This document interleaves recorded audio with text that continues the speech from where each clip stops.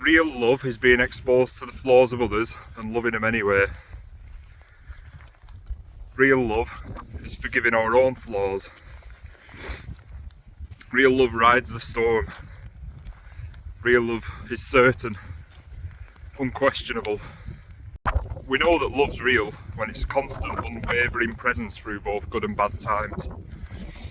We know then that it's unconditional. If we only love things and people that make us feel good, when they make us feel good, then is that really love? How would we ever know that our love was true if nothing ever challenged it? It's easy to love a world filled with only things that please us. A perfect world. But does an imperfect world not deserve love? Would it not arguably benefit from it even more? A perfect person and a perfect relationship doesn't exist. Only a perfect love. Often we seek an impossible perfection in others before we allow ourselves to love them. But an imperfect person can awaken that perfect love inside of us. And we might even come to call it being in love, as we come to find love in being. We're all 100% worthy of love, even at our lowest, even at our worst. Because love gives light to a greater goodness in us. Love is a healing force. It sustains us. To love somebody is just to meet them with an open heart.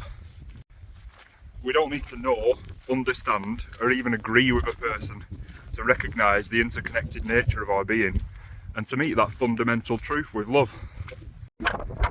Could all of our differences ultimately be deemed superficial, trivial, and even delusional, seeing as behind them we are all human, all part of this world, and all indiscriminately bound to this extraordinary, ineffable experience as one?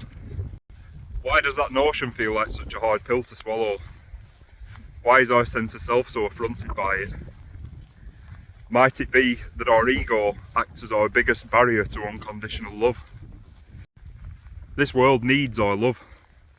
It's filled with suffering because we're failing to love and value each other and ourselves. A heart filled with love will never wish or willfully impose suffering on another. Therefore, a world filled with love can and will know peace. It would have to, wouldn't it?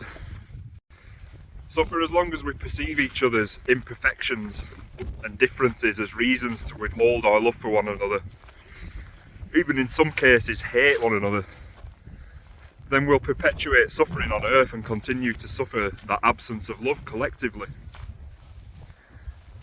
Is it so unreasonable and so unrealistic just to love one another? Is it really so difficult and compromising? Or is the reality just that we're too stubborn to try?